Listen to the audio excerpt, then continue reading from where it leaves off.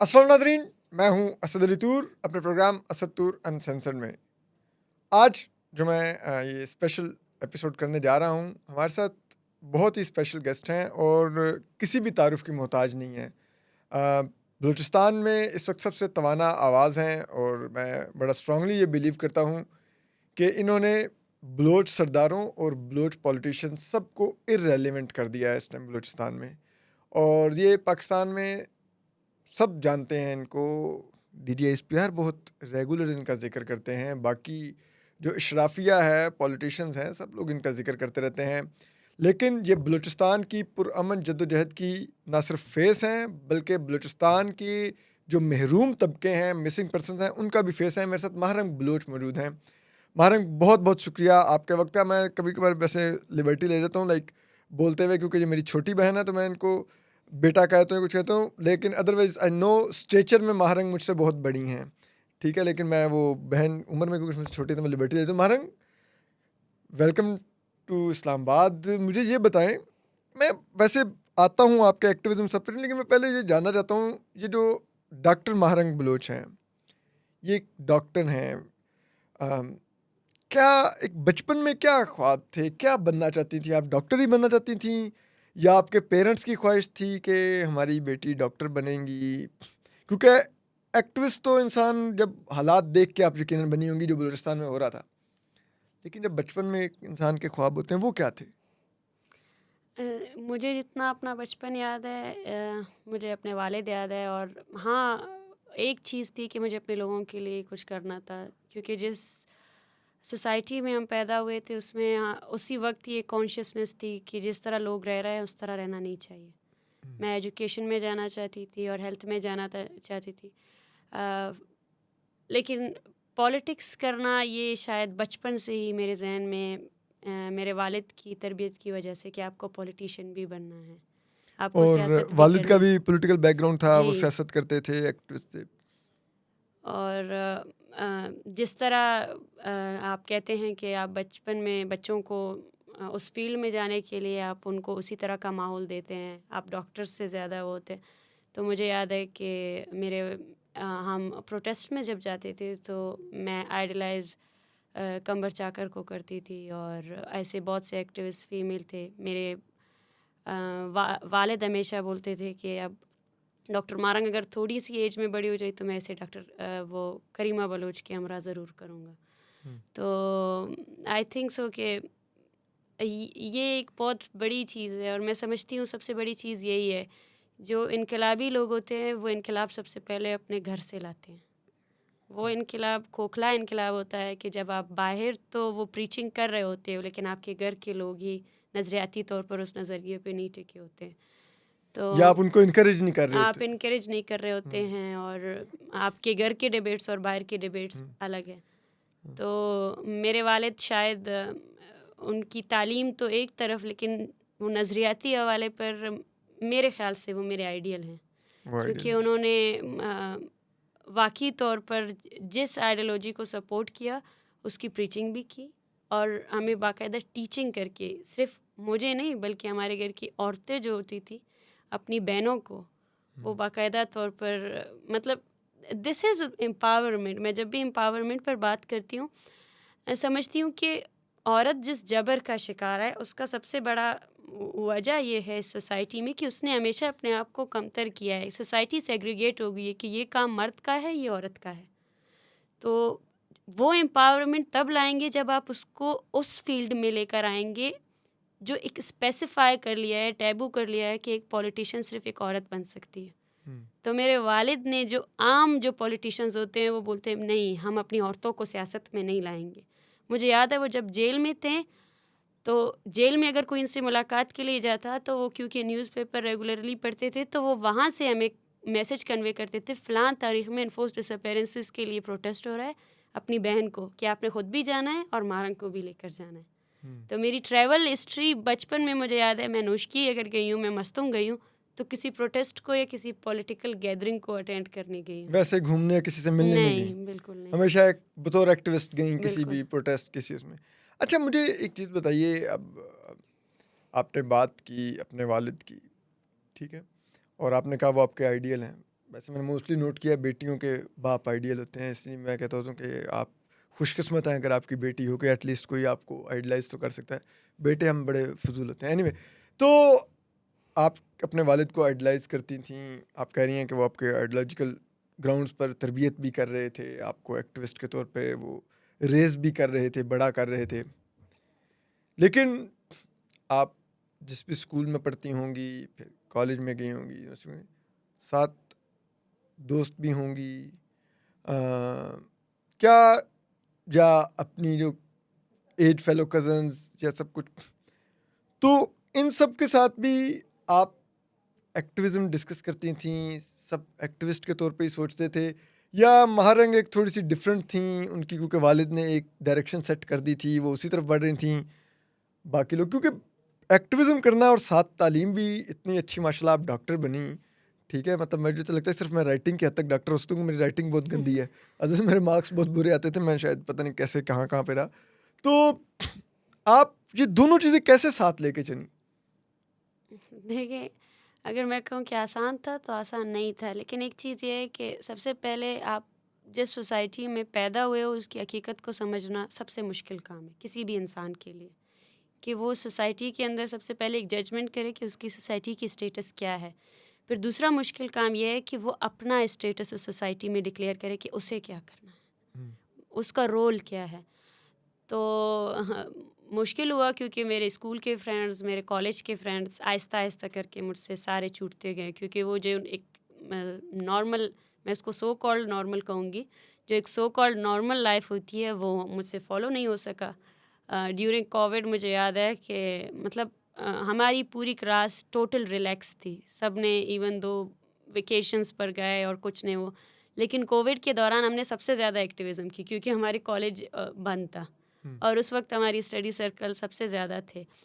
तो मुश्किल था, लेकिन हम इस सोच की बुनियाद पर चल रहे हैं कि आप नेशन बिल्डिंग और रेजिस्टेंस दोनों साथ चलते हैं। हुँ, अगर आप नेशन को बिल्ड नहीं करेंगे तो आप किससे एक्सपेक्ट करेंगे? वो जो आपको मार रहे हैं क्या वो आपका इलाज करेंगे? हुँ, वो जिसने प्राइमरी टारगेट बलोच तलबा के साथ साथ बलोच उस्ताद को भी किया, क्या वो आपको पढ़ाएंगे? अगर वो आपको पढ़ाएंगे तो क्या पढ़ाएंगे? वो तो यही पढ़ाएंगे कि आप कोई कौम नहीं हो, आपकी कोई शनाख्त नहीं है और आप जंगली हो, जाहिल हो, तो आपको पढ़ाना भी खुद पड़ेगा, आपको इलाज भी खुद करना पड़ेगा। तो हमारी आइडियोलॉजी इस चीज़ पे बेसिस है कि आइडियल सिचुएशन नहीं है। ऑपरेशन इटसेल्फ मेरे ख़्याल से इसको ग्लैमराइज़ करने वाले भी गलत है और इसको डिग्रेड करने वाली भी गलत है। ये बनाने वाली चीज़ है। मतलब आप ज़िंदगी को जो जी रहे हो, जो नस्ल रेज़िस्ट करके कुछ बना रही है, उसको पता है कि ये क्या है। उसकी डेफ़िनेशन सिर्फ़ वही, जो करेज वर्ड है वो भी मुझे कभी-कभार जो है ना कोफ़त दे देता है कि इस करेज के पीछे कितनी बड़ी एक पेन है, और उस पेन को समझने के बाद हम ये समझते हैं कि it's our duty, it's our responsibility. हम चूज़ नहीं कर सकते, हम ये नहीं कर सकते कि ओके दिस आप जिस तरह का एक सो कॉल्ड ख़ासकर क्योंकि पॉलिटिशियंस इतने करप्ट हो गए हैं तो सियासत हमेशा एक नेगेटिव उसके बुनियाद पर लिया जाता है। हम कॉलेज में भी थे तो यही था कि जब भी हम अपने फ्रेंड्स के साथ पॉलिटिक्स डिस्कस करते थे तो ये बोलते थे नहीं, मेरे वालिदैन का है कि पॉलिटिक्स नहीं करनी है, जो पॉलिटिक्स करते हैं वो अच्छे ग्रेड्स नहीं लाते हैं। तो हमने ये कहा कि हम इस चीज़ को बदलेंगे। अब हम इस सोच को लाएंगे कि आपने दोनों चीज़ें एक साथ करनी है। अगर आप नेशन बिल्डिंग नहीं करोगे और रेजिस्टेंस पर फोकस करोगे तो, क्योंकि सोसाइटी का प्रिजर्व रहना भी तो ज़रूरी है। आप उस सोसाइटी के लिए ही काम कर रहे हो, अगर वो कोलैप्स है, उस पर आपका कोई रोल नहीं है प्रैक्टिकल, तो कौन आपके पीछे आएगा? अच्छा मारंग, एक आपसे सवाल थोड़ा, I don't want to make you emotional, लेकिन आपने कहा आपके वालिद आपके आइडियल हैं। आपके वालिद भी मिसिंग पर्सन हुए थे और फिर वो घर ज़िंदा नहीं आए। क्या वो हालात थे जब उनको ले जाया गया, और क्या एट एनी स्टेज आपको लगता था कि अगर आपके वालिद गए हैं तो अब वो शायद आप उनको दोबारा उस तरह से ना मिल सकें? क्या कभी सोचा था ये जब जा रहे थे, या एक उम्मीद थी कि नहीं आ जाएँगे और बस अभी के लिए गए हैं, ले गए हैं उनको, जैसे बहुत से घरों से वहाँ पर से लोगों को ले जाते हैं, हमारी एजेंसीज के लोग होते हैं, रियासत के लोग होते हैं। क्या हाँ, मुझे अब भी याद है वो दिन जिस दिन मेरे वालिद जबरी तौर पर गुमशुदा हुए थे। मैं दरवाजे पर खड़ी थी और उन्होंने वाइट कलर का ड्रेस पहना हुआ था, मेरा भाई उनके साथ था और वो इतना ट्रॉमेटाइजिंग सीन था कि हम मतलब अब भी कभी कभी फील होता है कि शायद मैं उनको रोक ली थी तो वो हादसा होता ही नहीं। लेकिन मुझे नहीं, अब भी समझने में वक्त लगा कि वो हादसा था ही नहीं, वो एक रियलिटी थी जो हर बलोच के घर में है।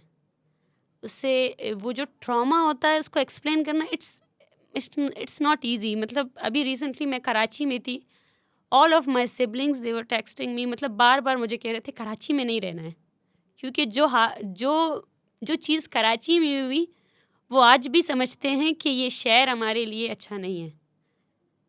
मेरा भाई कराची अब तक नहीं आया है, इस 13 साल हो चुके हैं। तो अगर मैं कहूँ कि एक ऐसी जंगज़दा माहौल में उनको हमने ज़िंदगी की सबसे खुशी का दिन वो था जब वो रिहा हुए थे।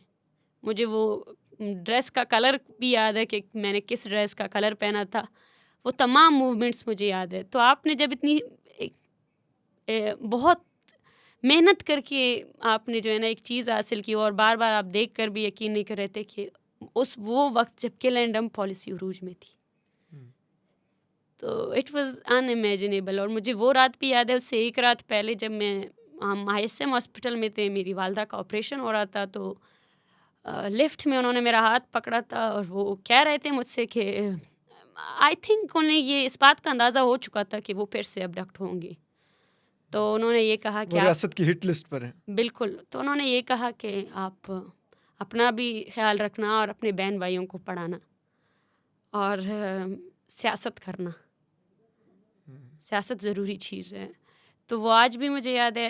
मुझे वो 2 साल तक जब वो अगवा थे तो एक बेचैनी सी थी, एक इज़्तिराब था। और आज भी जब भी मैं इन्फोर्स्ड डिसअपीयरेंस के फैमिलीज़ के साथ मिलती हूँ, मैं उनसे यही कहती हूँ कि हमारी तमाम बातें, हमारी तमाम उम्मीदें जो हम आपको देते हैं, तमाम तसल्लियाँ वो खोखली हैं, क्योंकि जिसने खुद उस दर्द को जिया है वो जानता है कि ये कितना मतलब अनबेरेबल पेन है, अनबेरेबल पेन है। क्योंकि आप जब इंसान की बात करते हैं तो वो प्रैक्टिकली पे यकीन करता है, कहता है कि मैं कुछ भी करके वापस लेकर आ जाऊं। तो वो बेबसी है जो मिनट मिनट आपको खोखला कर देती है। और जब हमें ये न्यूज़ मिली कि मेरे वालिद को उनकी डेथ बॉडी मिली है, तो मुझे अब भी याद है कि मैं सजदे में थी और मैं यही बोल रही थी कि एनी हाउ ये बात झूठ निकले। और जब हम सफ़र कर रहे थे कोयटा से, क्योंकि उनकी डेथ बॉडी हमारे गांव मुंगशर में लाई गई, तो उस पूरी इस दौरानिए में मैं इस खुशफहमी में थी कि वो मेरे वालिद नहीं होंगे। ज़रूर मैं जब वहाँ जाऊँगी तो ये बोलेंगे कि नहीं, वो नहीं थे, वो ये कोई और था। और जब उनकी डेथ बॉडी लाई गई और जब मेरा भाई उस डेथ बॉडी को देखते साथ ही बेहोश हो गया, तो मुझे अब भी असरत है कि मैंने उसको गौर से देखा ही नहीं। और वो जो एक कहते हैं कि आप इतनी यादें थी, वो भी पूरी नहीं हुई और फिर जो होना था वो तो हो गया। लेकिन मैं आज समझती हूँ कि मैं इन तमाम यादों को बार बार याद करना चाहती हूँ, ताकि मैं कभी भूलूँ नहीं कि क्या हुआ है। और ये हमारी सबसे बड़ी ताकत है, सबसे बड़ी ताकत यही है कि हम इसको रीविज़िट करना चाहते हैं, बार बार रीविज़िट करना चाहते हैं, कि हमें पता चले कि हमसे हमारे साथ जो रवैया रखा गया वो भूलने वाला है ही नहीं। It can not be forgettable. इसको आप ठीक है, आप झूठ बोल दे, बयानबाजी कर ले, लेकिन वो कोई नहीं भूलेगा। मेरा ये जो मैंने सवाल महारंग से किया था ना, और महारंग ने जो बताया है, मैं ये चाहता था कि यहाँ पे जो ये व्यूवर्स देख रहे हैं उनको अंदाज़ा हो कि बलूचों पे बीतती क्या है। और ये एक महारंग अकलौती नहीं है, वहाँ पे ऐसी सैकड़ों माएँ हैं, बहनें हैं, बेटियाँ हैं, जिनको आए दिन खबर मिलती है, अस्पतालों में बुलाया जाता है शनाख्त करें। मुझे लास्ट टाइम महारंग अब बता रही थी, अब एक नया पैटर्न आ गया है कि कोई भी जो मिसिंग पर्सन्स हैं उनको मारते हैं उनकी, और लाश हॉस्पिटल में भेज के कहते हैं शनाख्त करने। जब शनाख्त कर लेती हैं उनके, तो उनको कहते हैं लिख के दो कि ये मिलिटेंट था, ताकि वो जो रियासत ने खुद अगवा रखा और फिर मार दिया, वो भी उसी के ऊपर जिम्मेदारी डाल दो कि वो मिलिटेंट था इसलिए मारा गया। तो ये जो एक पॉलिसी है इससे जो गुजर रही है वो बलोच माएँ, और आप बता रही थी कि उन्होंने कहा कि आप ही रख लें डेड बॉडी, हम लेके नहीं जाते। ये क्या था हुआ, सर आप बताएंगे? देखें, बलूचिस्तान में मसख़शुदा लाशें एक मामूल बन चुका है। बलूचिस्तान में ऐसी कब्रिस्तानें हैं जो नामालूम अफराद की लाशों से भरी हुई हैं। तो ये सिलसिला नया नहीं है, ये बहुत पुराना है। लेकिन जब से मार्च अगेंस्ट बलोच जेनोसाइड, जिस तरह से एनफोर्स्ड डिसअपीयरेंसेस का मसला नेशनली और इंटरनेशनली जितना हाईलाइट हुआ है, तो उसके बाद रियासती अदारों की तरफ से ये तरीक़ाकार अपनाया गया है क्या है कि सबसे पहले तो लाशों की आइडेंटिफिकेशंस के लिए जो मिसिंग पर्सन फैमिलीज़ आते हैं उनको हरासा किया जाता है। जब वो आइडेंटिफाई करते हैं तो उसके बाद उनको मजबूर किया जाता है कि वो किसी इलीगल प्रोफार्मा में, और उस प्रोफार्मा की कोई लीगल बेस भी नहीं है क्योंकि वो हॉस्पिटल के उसमें बनाई जाती है कि आप लिख कर दे कि आपके बेटे का ताल्लुक़ फ़लाँ मुसल्लह तंजीम से था और वो एक दहशतगर्द था। और एक चीज़ जो मुझे बहुत ज़्यादा परेशान करती है और सबके लिए होना चाहिए कि लापता अफराद की जो फैमिलीज़ है वो इस उसमें होती हैं कतार में कि आइडेंटिफिकेशन हो सके कि ये उनका प्यारा है। मुझे याद है लास्ट टाइम अभी इसी साल ही एक बॉडी मिली जिसकी जो पूरा उसको जला दिया गया था, पूरा कोई एक भी वो नहीं था, आइडेंटिफिकेशन था। तो उस एक बॉडी पे 4 मिसिंग पर्सन्स फैमिलीज़ जो है ना लड़ पड़ी थी। वो उन्होंने कहा ये मेरा है, उसने कहा ये मेरा है। और सायरा बलोच जिसको सब जानते हैं, उसके 2 भाई अगवा हुए। वो उस तस्वीर को अपने जो मसख़शुदा तस्वीर है, जो एक खोपड़ी है बाकायदा तौर पर, उसको अपने भाई के डेथ बॉडी, भाई के तस्वीर के साथ मैच कर रही थी, जूम कर रही थी, आउट कर रही थी और बार बार पूछती जा रही थी ये मेरा भाई नहीं है। और फिर उसने ये कांटेक्ट किया अपने घर वालों से। ये वो तकलीफ़ है, आप देखिए कि आप मार तो देते हैं लेकिन बताते भी नहीं है कि किसको मारा है, ताकि वो एक क्लोजनेस मिल सके फैमिली को। और वो बेचारी बच्ची जिसकी उम्र अभी मैं बोलूँ 19 साल भी नहीं है, वो हिसाब लगा रही थी कि उसके घर में कितना असासा है। वो अपनी ज़मीन बेचकर, अपना घर बेचकर 40, मुझसे पूछ रही थी जाकर पता करवाओ डीएनए के लिए कितने पैसे लगते हैं, हम उस लाश को डीएनए करवाएंगे। मैं बोल रही हूँ सायरा, वो किसी और ने आइडेंटिफाई कर लिया है और वो दफना भी चुके हैं। और वो तकरीबन 1 साल या आप बोले जब से ये वाक़या हुआ है तब से वो इसी ट्रॉमा में थी कि वो जो लाश गिराई गई थी वो मेरे भाई की तरह थी, वो शायद मेरा भाई हो, वो शायद मेरा भाई हो। तो आप इमेजिन नहीं कर सकते हो इसको। मुझे अफ़सोस होता है जब भी बलूचिस्तान पर बात करते हैं तो हमारे हर कोई सियासतदान हो या साफ़ी हो, अच्छा मिसिंग पर्सन का भी तो मसला है, अच्छा वो भी तो मसला है। आप 2 अल्फाज में उसको मिसिंग पर्सन का मसला कहकर जो है ना कैसे टाल सकते हो? आपको ख़ुद भी पता नहीं है ये मसला कितना गंभीर है। इसने मतलब किस तरह हमारी मतलब एक कौम है जो इस मसले से जूझ रही है, और इसके एक ख़ानदान का मैं आपको किस्सा बताऊंगी तो आप ख़ुद हैरान हो जाओगे कि बलूचिस्तान के साथ रियासत ने आज तक किया क्या है और वो कर क्या रहे हैं। अच्छा मारेंग, आप लास्ट ईयर इस्लामाबाद आई, ठीक है, आपके साथ बहुत सी माएँ थीं, वो अपने बच्चे मांगने आई थीं।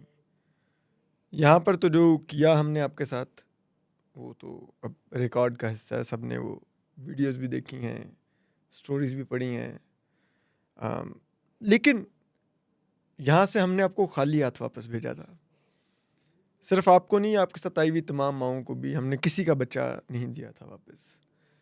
मुझे बताइए कि इस्लामाबाद से कोयटा तक का सफ़र मेरे ख्याल में 10-12 घंटे का तो होगा।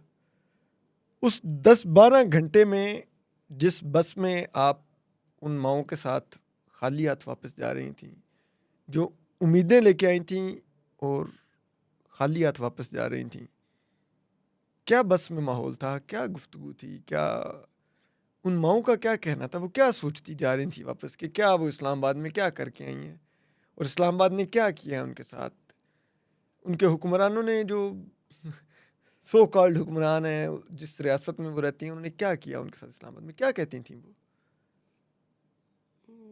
मुझे आज जब मैं इस्लामाबाद आई हूँ तकरीबन 1 साल बाद, तो मैंने सोचा कि सबसे पहले उस जगह जाया जाए जहाँ पे हम 33 दिन तक रहें।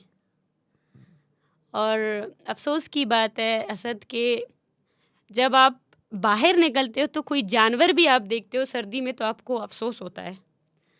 आप समझते हो कि उसको अंदर लेकर आया जाए, लेकिन 33 दिन तक हम वहाँ पड़े हुए थे, किसी ने सोचा नहीं।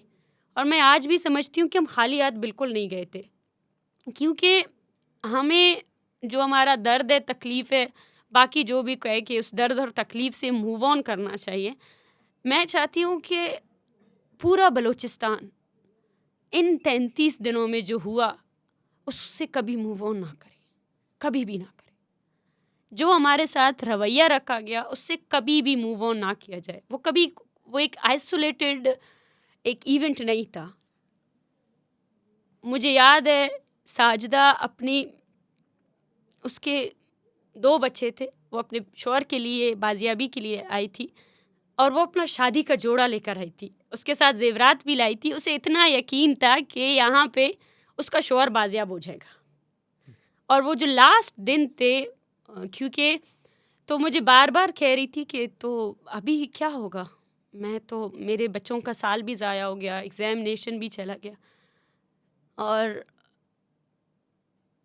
मुझे लगता है जो साजदा का दर्द था वो हम सबका हो गया, उसको हमने रीविज़िट करना है, बार बार रीविज़िट करना है। अरमान की वालदा जो हर सुबह बैठकर अपने बेटे की तस्वीर मेरे सामने लेकर आती थी कि ये मेरा बेटा है, मुझे बच्चा नहीं हुआ, मैंने किसी और का बच्चा अडॉप्ट किया और मजदूरी करके दूध उसको पिलाया, उसको बड़ा किया। हर रोज़ वो उसका तारुफ हम सबसे करवाती थी, हर रोज़। और उसकी उसी बच्चे को जिंदा छोड़े आपने 1 हफ्ते के अंदर मार कर फेंक दिया। और आज वो माँ, आज भी वो जिस हालत में है उसका अंदाज़ा आप लोग नहीं लगा सकते हो। लेकिन वो जो रवैया था आप लोगों का, जिस तरह आपने हमारे साथ रवैया रखा, तो हम उसको कभी नहीं भूलेंगे। मैं समझती हूँ कि बशमूल मेरे, हम सब लोग, जब भी हमें ये लगता है, जब भी रियासती रवैया, उस रवैयों की वजह से हम कमज़ोर पड़ते हैं कि कुछ नहीं हो सकता है, हमें भी बैक ऑफ होना चाहिए, तो तब हमें उस रवैये को याद करना चाहिए। तब हमें याद करना चाहिए कि वो बच्चे, हम लोग एक बलूचिस्तान को ऐसा बनाया गया है कि नो गो एरिया, वहाँ सिक्योरिटी थ्रेट है, वहाँ कोई नहीं जा सकता, साफ़ी नहीं आ सकते, पॉलिटिशियंस नहीं आ सकते। हम बलूचिस्तान लेकर आए थे आपके पास कि आए देखिए बलूचिस्तान ये है। और मैं दावे के साथ कहती हूँ कि वो बलूचिस्तान जो हम इस्लामाबाद लाए थे, वो असल बलूचिस्तान का 2% भी हिस्सा नहीं था। टिप ऑफ द आइसबर्ग था जो बलूचिस्तान में बिल्कुल होता है। बिल्कुल, क्योंकि जिन लोगों को हम लेकर आए थे वो तो जद्दोजहद में शामिल हुए लोग थे, वो टूटे नहीं। वो आपको दिखाना चाहते थे कि आपके फ़ौजी कर्नल बैक क्या कर रहे हैं, क्या करवा रहे हैं। लेकिन जिन 33 दिनों में आप लोगों ने हमें एक म्यूज़ियम की तरह रखा, खारदार तारे लगाई गई और बलोच बच्चों की वीडियोस जो वो बड़े हो रहे थे वहाँ पे, और जिस तरह का रवैया रखा गया, मेरे ख़्याल से हमें उसको भूलना नहीं चाहिए। हमारा ट्रॉमा हमारी ताकत बनेगी। हम उस ट्रॉमा को इतना मजबूत बनाएंगे अपने दिल में, वो एक ऐसा कंक्रीट बन जाएगा जो हमारे हौसले को कभी कम नहीं करेगा। और जब हम वापस जा रहे थे तकलीफ़ भी था, क्योंकि एक एक तस्वीर जो हमने लगाई थी इस शहर इक़्तिदार में, तो हमें ये यकीन था कि फ़ौजी ज़ालिम है, इस्लामाबाद ज़ालिम नहीं है, यहाँ बैठे हुए लोग ज़ालिम नहीं हैं, क्योंकि इनके भी ख़ानदान हैं, इनके भी बच्चे हैं, इनके भी रिश्ते हैं। आपने ये वो कर दिया कि सिर्फ़ फ़ौजी नहीं बल्कि पूरा इस्लामाबाद ही ज़ालिम है। जिस तरह का बयानिया हमारे ख़िलाफ़ रखा गया, जिस तरह सहाफ़ियों ने भी अपना एंड पुट किया कि इनको निकालना चाहिए। अच्छे लोग भी थे, मैं उनको ज़रूर कभी नहीं भूलूंगी, क्योंकि उन्होंने बलूचिस्तान के मसले पर वो जो एक इंसानियत का वो है, उसको डम ऑफ नहीं करने दिया। पैट्रियाटिज़म का एक पर्दा जो लगाया हुआ था, उसने उस पर्दे को हटा कर देखा कि हो क्या रहा है। लेकिन जिस तरह का रवैया रखा गया, मुश्किल था हमारे लिए, बहुत ज़्यादा मुश्किल था इन ख़ानदानों को संभालना, क्योंकि इतनी बड़ी उम्मीद लेकर आए थे आपसे। फ़ौजियों से तो उनको उम्मीद थी ही नहीं, आपके अदारों से उम्मीद थी, आपके सुप्रीम कोर्ट से उम्मीद थी और आपकी असम्बलियों से उम्मीद थी। लेकिन जिस तरह आप लोगों ने उनको नाउम्मीद किया, तो उस दर्द से संभालना मुश्किल था। लेकिन आई थिंक सो कि इसको रिविज़िट करना, और ये हमारी तारीख़ का एक बहुत बड़ा हिस्सा बन चुका है, इसको हम कभी नहीं भूलेंगे। मुझे बताइए, आप कोयटा पहुंची, मुझे याद है, मतलब मैंने थोड़ा बहुत जो बलूचिस्तान की पॉलिटिक्स को फॉलो करता हूँ, मैं ज़्यादा नहीं करता, सच्ची बात है। हम इधर इस्लामाबाद में बैठे हुए हैं, हम इधर ही, हमें लगता है इधर ही एक पूरी दुनिया आबाद है। तो बट मुझे लगा कि शायद वो कोयटा नहीं था, पूरा शायद बलूचिस्तान था कोयटा में जमा हो गया, अब आपको वेलकम करने के लिए। क्या ये उस चीज़ का भी रिएक्शन था जो इस्लामाबाद में आप लोगों के साथ सलूक हुआ, कि बलोच निकले आप लोगों को रिसीव करने के लिए, क्योंकि आप उनकी आवाज़ लेके इस्लामाबाद आई थी, तो बलूचों ने ओन किया आपको जब आप वापस गई? क्या था, आप लोगों ने कोई कॉल दी भी थी कि हमें वेलकम करो, या एक स्पॉन्टेनियस रिएक्शन था बलोच आर आउट के हमारी बेटी आ रही है, हमारी बहन आ रही है, हमारी माएँ आ रही हैं साथ? क्या था रिएक्शन? देखिए, मैं इसको रिएक्शन नहीं कहूँगी, ना ही स्पॉन्टेनियस कहूँगी, क्योंकि पूरी बलोच कौम रियासती जबर का शिकार है। इसमें enforced disappearances it's a part, it's not overall the generalised story.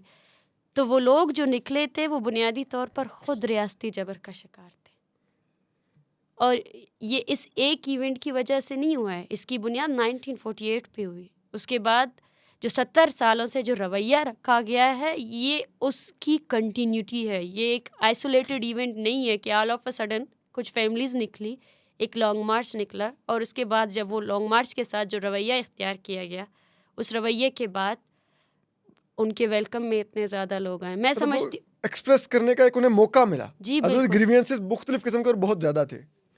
जी बिल्कुल, और ये हमारे बयानिए की तायीद थी। जिस तरह एक रियासत ने अपनी पूरी मशीनरी को एक्टिव किया गया था कि ये झूठ है, उस झूठ को सच करने के लिए हमारे पास हमारे लोग थे। हमने शुरू दिन से कहा था कि अगर इस धरने के साथ, इस लॉन्ग मार्च के साथ जो रवैया आपका होगा, वो हमारे साथ नहीं होगा, पूरे बलूचिस्तान के साथ होगा, क्योंकि पूरा बलूचिस्तान एक कम्युनिटी के तौर पर रह रहा है, हम एक कौम के तौर पर रह रहे हैं, और जबरी गुमशुदगी हमारे लिए हमारा कौमी मसला है, आपने बनाया हुआ है। अगर आप इस मसले को झूठ करार देते हैं, आप उन माओं को झूठ करार देते हैं जिनका ताल्लुक़ पूरे बलूचिस्तान से है, जिनको पूरा बलूचिस्तान ओन कर रहा है, तो मतलब ये है कि आप बलूचिस्तान की इतनी जो बड़ी आबादी है, जो एक कौम आबाद है, उसको झूठ करार दे रहे हैं।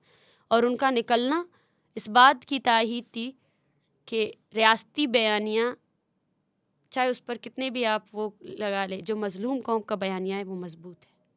मजबूत है।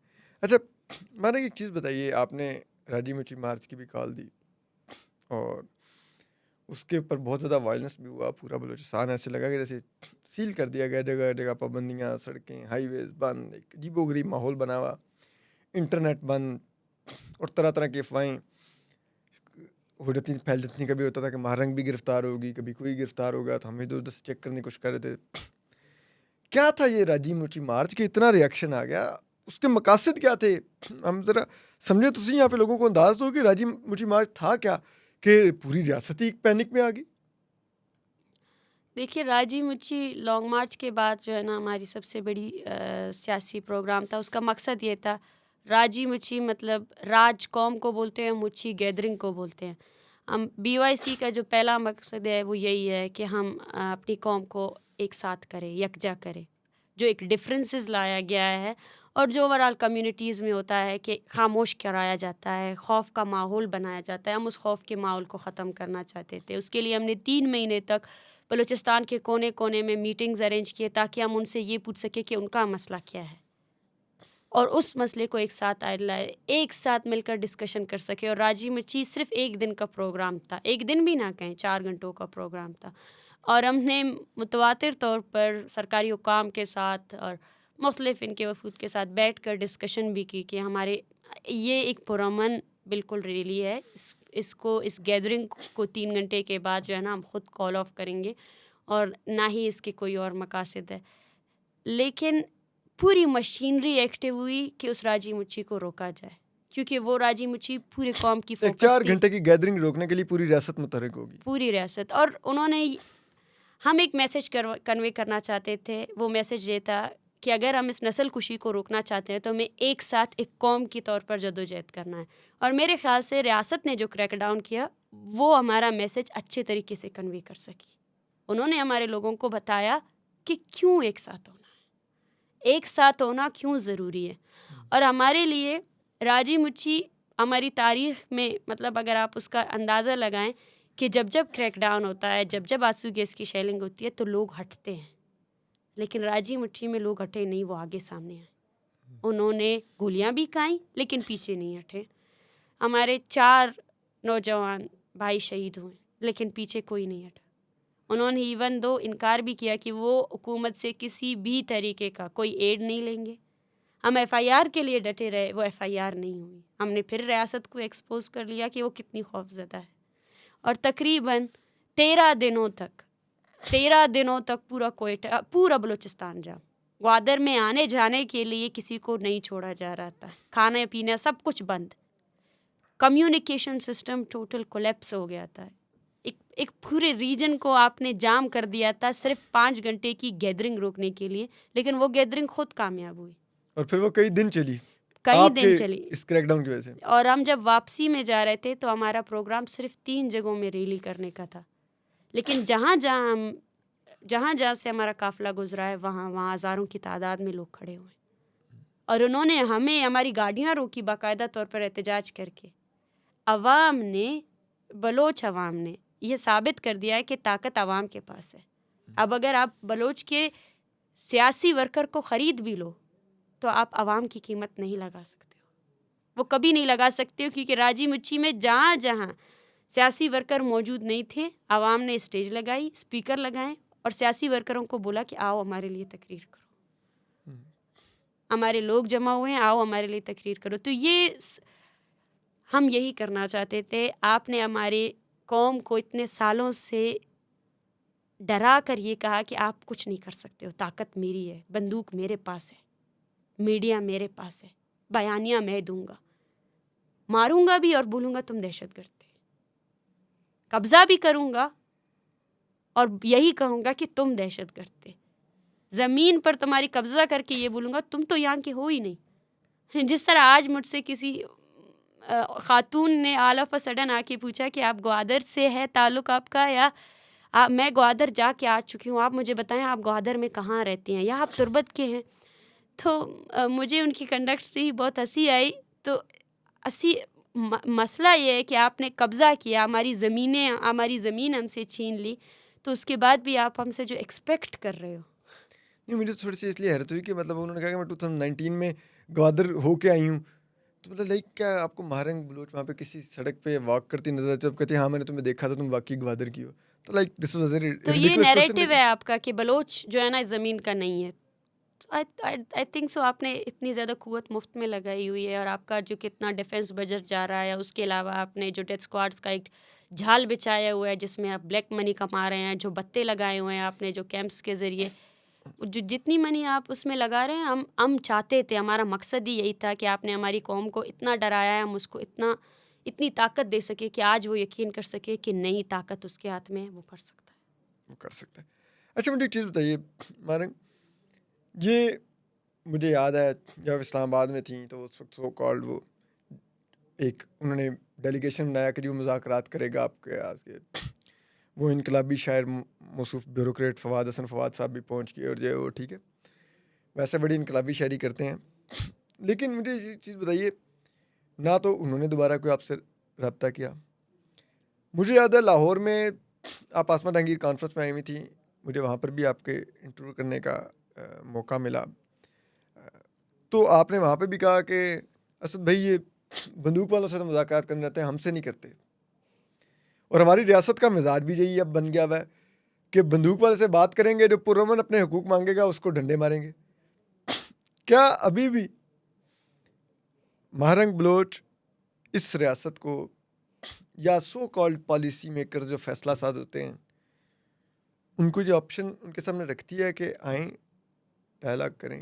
क्योंकि मुझे अब ये लगता है कि शायद बलूचिस्तान में डायलॉग सरदारों से इररेलेवेंट हो गया है। सरदार इररेलेवेंट हैं, पॉलिटिशियन इररेलेवेंट हैं। जो फैक्टर जिससे बात होनी चाहिए वो महारंग बलोच है। क्या महारंग बलोच आज भी ये ऑप्शन ऑफर करती है कि आएँ डायलॉग करें?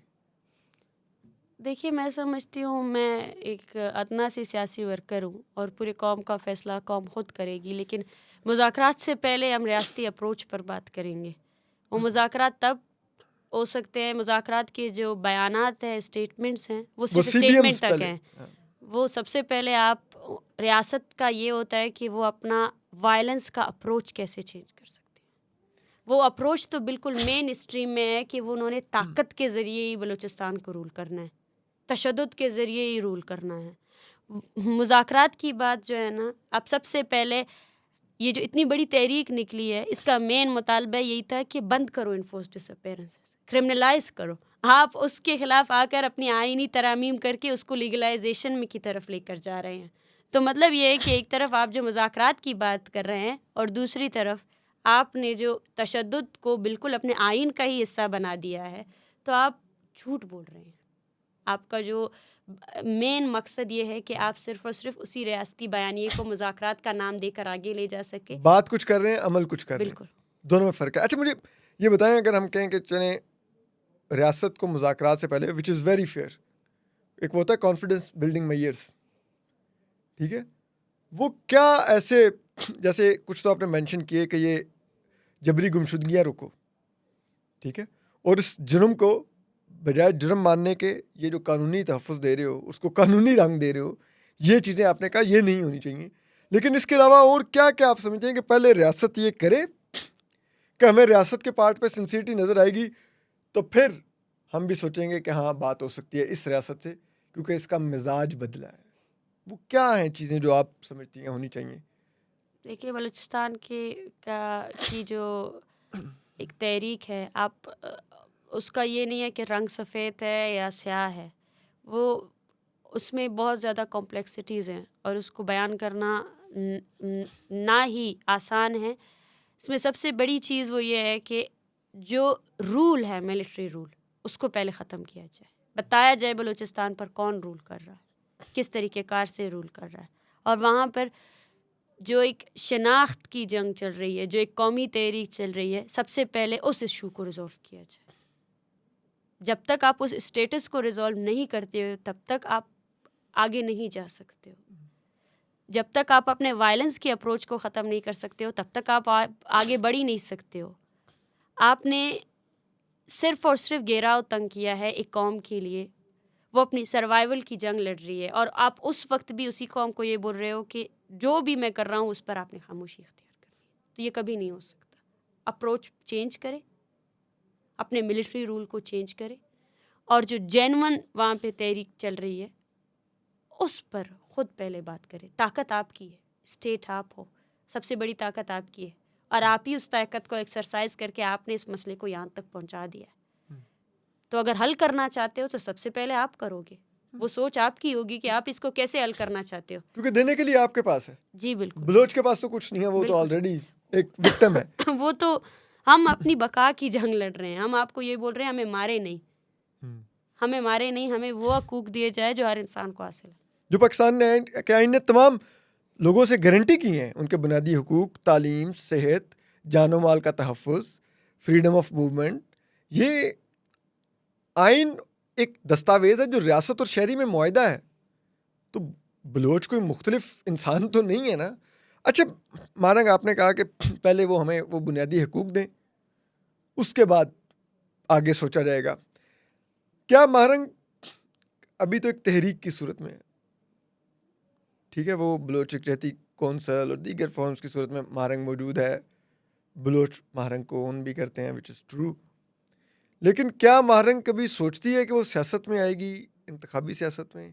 क्योंकि मुझे तो लगता है कि लाइक मुझे तमाम अब सियासी जमातें और सरदार बलूचिस्तान में इर्रेलेवेंट लगते हैं अब, जबकि आपका इमरजेंस हुई है और आपके पीछे जिस तरह से पूरी एक पे तहरीक खड़ी हो गई है, फिर समीदीन जैसी वो हमारी बेटियां और दीगर लोग लाइक सायरा बलोच, ठीक है, सब लोग एक मुझे फेसेस नज़र आते हैं, like these are the faces of Balochistan. तो क्या महारंग कभी सोचती है कि वो इस तहरीक को एक इंतखाबी सियासी जमात में बदल सकती है? सवाल ये होता है कि यहाँ पे क्या सिविल डेमोक्रेसी की सियासत हो रही है या नहीं हो रही है। और जिस चीज़ पर हर एक्टिविस्ट ये सोचता है कि चेंज लाने का अदारा जो है ना पार्लियामेंट है, तो क्या हमारे पार्लियामेंट की डेफिनेशन पर पूरे उतरते हैं या नहीं उतरते हैं। मैं तो इनको सिर्फ बेबस लाचार लोगों की सूरत में देखती हूँ और इनमें कोई पावर नहीं है। हमारी ताकत ये है कि हम सड़कों में उस चीज़ को बयान कर सके जो पार्लियामेंट में बैठा हुआ वज़ीर बयान नहीं कर सकता है। तो पहले तो ये होगा कि पहले हम जमहूरियत पर ज़ाहिर सी बात है यकीन रखते हैं, लेकिन हमारी डिबेट यही रहती है कि क्या ये अदारे अवामी अदारे हैं, क्या ये अवाम को रिप्रेजेंट कर रहे हैं। क्योंकि हमारे लिए जिस तरह फ़ौज बलूचिस्तान पे मज़ालिम डाल रही है, तो उसी तरह सूबाई असम्बली भी डाल रही है, उसी तरह कौमी असम्बली भी उसकी फैसिलिटेटर बनी हुई है, उसी तरह जो है ना हमारे जितने जुडिशरी है वो भी उसकी फैसिलिटेटर है। क्योंकि अगर वो कॉम्पिटेंट होते तो वो कोलैबोरेटर ना बनते, तो वो इस चीज़ को रोक सकते थे, लेकिन उन्होंने रोका नहीं। तो अब ये है कि बलूचिस्तान की आवाम इस हद तक इन अदारों से मायूस हो चुकी है कि जो इन अदारों के साथ एसोसिएट हो जाता है, हमारी आवाम उसको यकसर तौर पर रिजेक्ट करती है, क्योंकि वो अवामी अदारे नहीं रहे हैं। वो सिर्फ़ और सिर्फ इस्टेब्लिशमेंट फ़ौज को ही सपोर्ट कर रहे हैं, उन्हीं के ही नुमाइंदे हैं, वो आवाम के नुमाइंदे नहीं। विल ऑफ द पीपल नहीं, विल ऑफ द इंस्टीट्यूशन के नुमाइंदे। जी। अच्छा महारंग, आपने ये बात बड़ी ज़बरदस्त की कि जब आपको लगता ही नहीं कि इन असम्बलियों में वो बात हो सकती है जो आप सड़कों पे कर सकते हैं, तो फिर असम्बली में जाने का फ़ायदा क्या? Which is very fair. मुझे एक चीज़ बताइए कि अब आपने कहा कि इन असम्बलियों में फ़ायदा नहीं, आप जद्दोजहद सड़कों पर ही जारी रखने की उसी में है। लेकिन फिर अगर किसी मौके पर ये रियासत अपना अगर रवैया तब्दील कर ले, जो चीज़ें आपने कहा कि मिनिमम बेंचमार्क ये है कि ये तो कुछ करो, आप उस वक्त डायलॉग के लिए फ्री किसको समझेंगी? बलूचिस्तान हुकूमत को, वफाकी हुकूमत को, या किसी इदारे को? देखिए, मैं तो यही कहती हूँ कि आने वाले वक्त में ये फ़ैसला होगा, लेकिन उस नेगोशिएशन पे बैठने वाले लोग वही होंगे जो ताकत रखते होंगे, जो कॉम्पिटेंट होंगे। तो जो साहिब इख्तियार होंगे। बिल्कुल वो साहिब इख्तियार होंगे और वही फ़ैसला करेंगे कि वो बलूचिस्तान को और कितने वक्त तक तशद्दुद के ज़रिए रूल करना चाहते हैं। अच्छा महारंग, बलूचिस्तान से मैं बस आखिर की तरफ जा रहा हूँ। हमने इस दफ़ा 3 जज सुप्रीम कोर्ट में बिठाए हुए हैं। एक चीफ जस्टिस कादी फाइज हैं, एक जस्टिस जमाल खान मंदोखेन है, एक जस्टिस नईम अख्तर अफगान है। बलूचों को कोई उम्मीद थी कि सुप्रीम कोर्ट में इनके जो 3 जज बैठे हुए हैं इनके लिए कुछ करेंगे, या आपको पता था कि ये यही करेंगे जो ये कर रहे हैं? मैं समझती हूँ कि आप हमारे जो लोग हैं वो अक्सर तौर पर वो नुमाइंदगी अब ये नहीं रही है कि आपका ताल्लुक़ बलूचिस्तान से है तो आप बलूचिस्तान के लिए कुछ करेंगे, क्योंकि हम समझते हैं कि ये कोटा पूरा करना है। तो आप जो कोटा पूरा कर रहे हैं उससे हम नहीं समझते हैं। हमारे लिए बलूचिस्तान से वो ताल्लुक़ रखता है जो वाकई बलूचिस्तान के जेन्युइन इश्यूज़ पर बात करे, जो कॉम्पिटेंट हो, जो करेजियस हो, जो करेज बलूचिस्तान की विरासत में उसको मिली है, जो उसकी आइडेंटिटी है। पाकिस्तान में जितनी कौमियतें हैं, जितने अक़लियतें हैं, उन सब के लिए बलूचिस्तान आज एक करेज का एपिटोम बना हुआ है, क्योंकि जो जबर बलूचिस्तान ने बर्दाश्त किया है उसके बाद भी वो खड़ा है, उस रेजिस्टेंस को उसने छोड़ा नहीं है। तो मेरे ख़्याल से कोई भी शख्स हो या कोई भी पार्टी हो या कोई भी अदारा हो, अगर वो बलूचिस्तान से ताल्लुक़ रखने के बाद कॉम्पिटेंट नहीं है प्रैक्टिकल बेसिस पर, तो शायद वो नाम के बेसिस पर बलूचिस्तान का कहलाया जा सकता है, लेकिन अमल के बेसिस पर नहीं कहलाया जा सकता। आप दुनिया के 100 बाअसर अफराद में आ गई हैं, आपको टाइम्स मैगज़ीन ने चुना दुनिया के 100 बाअसर अफराद में, और आप बाअसर हैं भी, बिल्कुल राइटली आपको उन्होंने चूज़ किया, लेकिन जाने नहीं दिया गया आपको यहाँ से। क्या हुआ उस दिन, क्या हुआ एयरपोर्ट पर? देखिए, जब मैं जा रही थी तो खैर वो एक अजीब सा रवैया इख्तियार किया गया, और मैं समझती हूँ अब जब भी मैं उस वाक़ये को याद करती हूँ कि आपने हमारी पहचान को मतलब इतना मसख़ कर दिया है कि जाते साथ ही जिस तरह आप लोगों ने मेरे साथ एक रवैया रखा गया, तो वो रवैया ये था कि जाने नहीं देना है, चाहे किसी ने भी बुलाया क्यों ना हो, लेकिन हम जाने नहीं देंगे। और कोई जस्टिफ़िकेशन नहीं दी गई, ना मेरे डॉक्यूमेंट्स देखे गए कि मैं क्यों जा रही हूँ, कहाँ जा रही हूँ, किसने मुझे बुलाया है, वीज़ा क्या है। और सबसे हैरान कुन बात ये थी हमारे लिए कि हम ये समझते थे ज़रूर कि हम ये एक्सपेक्ट कर रहे थे कि वो हमें जाने नहीं देंगे, क्योंकि वो एक बलूचिस्तान पर बात करना ही उनके लिए जो है ना एक ख़तरनाक अमल है। वो अपने जंगी जराइम को कभी एक्सपोज़ नहीं कराना चाहते। लेकिन जिस तरह हम लोग एयरपोर्ट से बाहर निकले और उन्होंने जो रवैया इख्तियार किया, उससे ये ज़ाहिर हुआ कि वो हर हालत में बलूचिस्तान पे होने वाली जो एक तहरीक है उसको दबाना चाहते हैं। बाहर क्या रवैया इख्तियार किया? आपको सुना है रोक लिया गाड़ियों ने, और आपके साथ समी भी थीं, आप लोगों के साथ क्या सलूक किया, और क्या गाड़ियाँ थीं, कौन लोग थे, क्या कह रहे थे वो? देखिए, उनमें पुलिस और एजेंसीज़ के अफराद मौजूद थे। उन्होंने गाड़ी रोकी, गाड़ी रोकने के साथ ही उन्होंने बदतमीज़ी की और उनमें कोई ख़वातीन मौजूद नहीं था। उन्होंने चेकिंग करने की कोशिश की, चेकिंग भी की, हमारे जो साथी थे उनको मारा पीटा। और उस वक्त भी हम ये सोच रहे थे कि ये शायद एक कोई रेगुलर चेक है, हालांकि सिर्फ हमारी गाड़ी रोकी गई और सिर्फ हमारे साथ रवैया इख्तियार किया गया। एक अटैक था, एक असॉल्ट था, डराने के लिए, धमकाने के लिए।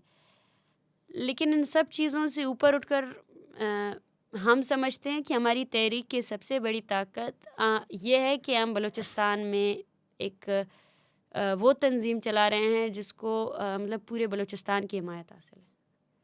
और आप हमें इस तरह के हथकंडों से मुझे नहीं लगता कि इससे आप हमारी हिम्मत जो है ना टूट सकती है। इससे और ज़्यादा हमें हिम्मत मिल सकती है कि हमारी एडुकेसी से आप इतने डर गए हैं। हमारी एडुकेसी इतनी इफ़ेक्टिव है कि आप बौखलाहट का शिकार हैं। आपको पता नहीं है कि आप किस तरीक़ेकार से जो है ना कौन सा तरीक़ाकार इख्तियार करके हमारी तहरीक को रोक सकें।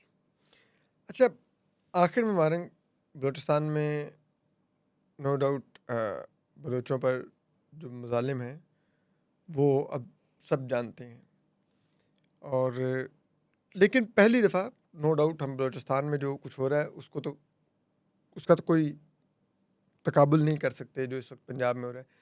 लेकिन पंजाब ने पहली दफ़ा कुछ टेस्ट लिया है। पहली दफ़ा पंजाब में भी लोगों के घरों पर रेड हुए, ख़वातीन भी गिरफ़्तार हुई, मर्द भी गिरफ़्तार हुए। वजूहात मुख्तलिफ थी, वजूहात वो नहीं थी जो बलूचिस्तान में होती हैं, ना ही वो लेवल वो था वायलेंस का जो बलूचिस्तान में बलूचों के साथ इख्तियार किया गया, रियासत ने जो जबर का। लेकिन पंजाब ने पहली दफ़ा उस वायलेंस को टेस्ट किया थोड़ा सा, उनको पता चला कि ये होता क्या है। अब हम एक चीज़ और देखते हैं कि पिछले कुछ अरसे से जो बदअमनी है बलूचिस्तान में, अब वो इस तरफ चली गई है कि अभी लास्ट टाइम 20 से 21 कानकुन जो पख्तून थे वो इसी तरह जाँ बहक हुए अटैक्स में। कुछ अर्सा पहले इसी तरह कुछ पंजाबी थे जो जा रहे थे बसों में, वो भी 20 से 30 इसी तरह। एक वो अकबर बुगटी साहब की बरसी थी उस दिन।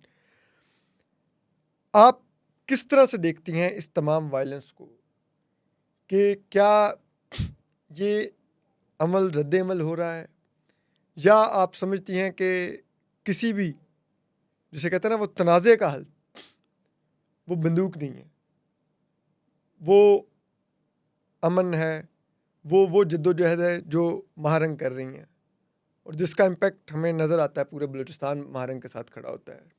इवन के बलूचिस्तान जितनी आवाज़ें नहीं होंगी, लेकिन कराची में, सिंध में मैं आपको देख रहा था, सिंध कराची बार से आप खिताब कर रहे थे और वकला सारे आपके हक में नारे लगा रहे थे। देवर नॉट ऑल बलूच। आप लाहौर में गई, आई रिमेंबर, मुझे बड़े मुश्किल हुई आपको निकाल के ले जाने में, क्योंकि जगह जगह पे सेल्फियों वाले ख़त्म ही नहीं हो रहे थे। ठीक है, तो महारंग के लिए एक एक्सेप्टेंस थी। तो आप इसको कैसे देखती हैं सबको? ये जो वायलेंस है, टूल ऑफ वायलेंस है, चाहे वो किसी जानिब से भी है, चाहे वो रियासत का है या दूसरी तरफ से है। देखिए, सबसे पहली बात यह है कि बलूचिस्तान को एक सिक्योरिटी ज़ोन करार दिया गया है, बनाया गया है, और ये सब फेलियर ऑफ स्टेट है। इसको कोई और नाम नहीं दिया जा सकता। ये फेलियर ऑफ स्टेट है, क्योंकि स्टेट बनाए इसलिए गए हैं कि वो सिटीजन्स के जो राइट्स है वो उन्हें दे सके। अमन कायम करना उनकी ज़िम्मेदारी है, लेकिन अमन के नाम पर आपने सिर्फ़ और सिर्फ वार बेनिफिशरी के तौर पर आज सबसे बड़ी पार्टी जो बलूचिस्तान में है वो स्टेट है, जो इस जंग से फ़ायदा कमा रही है, और वो कभी नहीं चाहते कि ये जंग ख़त्म हो। वो कभी नहीं चाहते हैं कि ये जंग ख़त्म हो, और जो भी बलूचिस्तान में हो रहा है उसकी डायरेक्ट ज़िम्मेदारी फेलियर ऑफ स्टेट है, उनकी इंस्टीट्यूशंस की है और उन सियासतदानों की भी है, जिन्होंने इस जंग से सिर्फ अपने हिस्से का मुनाफा कमाया। वो बलोच सरदार जिन्होंने बड़े बड़े महल बना लिए, दुबई में घर और विलास बना लिए। एक तो मैंने सुना है सेनेट से एक साहब वापस गए हैं, कोई उन्होंने पता नहीं 1 अरब से ज़्यादा का महल बनाया है कोयटा शहर में। आप यकीनन पहुंच गई होंगी। देखिए, बलोच सरदारों से ज़्यादा तो पाकिस्तान के जर्नेलों ने अपने लिए जजीरे बनाए हैं। नवाब खैर बख्शमरी ने कहा था कि ये जो बलोच सरदार या आम पॉलिटिशियन जो बिक रहे हैं, तो उनको वो हिस्सा मिल रहा है जो दस्तरखान के बचे कुचे टुकड़े हैं, जो बासी खाना है। तो आप ख़ुद सोचें कि अगर किसी भी बलूचिस्तान से ताल्लुक़ रखने वाले किसी सरदार के आप जो बैंक बैलेंस है या कोई भी हो, उसका हिसाब आप लगा रहे हैं, तो वो टुकड़े हैं जो उसको मिले हैं, बचे खुचे बस। असल मेन कोर्स जो मिल रहा है उन जर्नेलों को मिल रहा है, जो इस जंग के सबसे पहले मुनाफाखोर हैं। नहीं, हमने उनका बलूचिस्तान हिसाब किताब तो मेरे ख्याल से होना चाहिए। बिल्कुल होना चाहिए। वो हमारे यहाँ एक कोर कमांडर कोयटा सर्व करके आए थे ना, लेफ्टिनेंट आसिम सलीम बाजवा साहब। तो मालूम नहीं उन्होंने इतना कहाँ से उनकी पूरी दुनिया में पिज़्ज़ा चेन फैल गई और क्या कुछ उन्होंने बना लिया, कोई उनसे हिसाब लेने वाला ही नहीं है। हम सोचते हैं कि यार बलूचिस्तान इतना ज़रखेज़ है कि आप वहाँ से होके आए, तो आप इतने बलूचिस्तान वेल में सेटल्ड हो जाए। अपॉइंट होने के लिए इन्हें रिश्वत देनी पड़ती है कि हमें बलूचिस्तान में अपॉइंट किया जाए। लाइक आप अंदाज़ा कीजिए ना कि बलोच नहीं अमीर हो रहे, वो बेचारे आप जाके देखें, सड़कें नहीं हैं वहाँ पर उस तरह से, अस्पताल और वो colleges university state of art level की नहीं है, लेकिन वहाँ पर जो सर्व करके आ जाए उसकी दुनिया बदल जाती है। महारंग, आखिर में आप सिंध में तो मैंने आपको देखा, आप बात कर रही थी कराची बार से, केपी में भी आप, पीटीएम भी, आप लोग एक दूसरे से हम आहंग सोच के मालिक लोग हैं, क्योंकि दोनों महरूम तबकों की नुमाइंदगी करते हैं। पंजाब के लोगों को कोई मैसेज देना चाहेंगी, कोई कुछ कहना चाहेंगी उनके लिए, कोई पैगाम छोड़ना चाहेंगी कि महारंग या बलोच पंजाबी शराफिया नहीं, आम पंजाबी से क्या उम्मीद रखते हैं? देखिए, पंजाबी से ज़्यादा तो मैं इंसान के उस पर कहना चाहती हूँ कि ये जो एक नफ़रतें फैलाई गई है एक मर्तबा फिर, और अब ख़तरनाक अध्ययन तक पहुँच चुकी है कि इसमें इजाफ़ा होता जा रहा है। तो पैगाम कहें या ये कहें कि यही बात है कि आप जो फ़लस्तीन की बात करते हैं, आप जो कश्मीर की बात करते हैं, उससे हमें खुशी होती है, क्योंकि हम भी बात करते हैं। लेकिन यकीन कीजिए, जब आप बलूचिस्तान की बात नहीं करते हैं, जब आप सिंध की बात नहीं करते हैं, जब आप खैबर पख्तूनख्वा की बात नहीं करते हैं, तो आपकी बात में कोई वज़न नहीं है। तो उबुल वतनी को एक तरफ करके इंसानियत पर बात करें, क्योंकि हम जो बात कर रहे हैं वो रूल ऑफ लॉ की बात कर रहे हैं। जिस तरीके कार से चलाया जा रहा है, हुकूमतें चलाई जा रही हैं, तो अगर इसी तरीके कार से चलता रहा तो वो आग जो बलूचिस्तान में 70 साल से लगी हुई है वो पहुंच जाएगी। और हम उम्मीद से ज़्यादा, खैर मैं फिर यही कहूँगी कि मज़लूम अक़वाम सॉलिडेरिटी के बेसिस पर अपनी तहरीक नहीं चला सकते।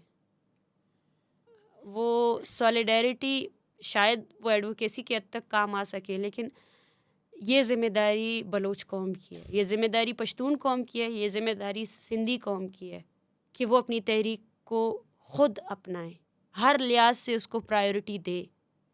जिस तरीके कार से रियासत हमारा नाम और निशान मिटाना चाहती है, हम उतनी ही क़ुव्वत लगा के उस नाम और निशान को सलामत रखें। तो अब जो बाकी कौमियतें हैं, जो पंजाब से ताल्लुक़ रखने वाले कौमियतें हैं, उनकी ये ज़िम्मेदारी होती है कि ये जो तारीख़ी तहरीकें चल रही हैं वो इसमें किसका साथ देंगी, मज़लूम का साथ देंगी या ज़ालिम का साथ देंगी। क्योंकि जितनी भी जबर की तारीख़ है उसमें शायद आप तारीख़ लंबी कहें तो हो सकती है, लेकिन आखिर में जो जीत होती है वो मज़लूम की होती है।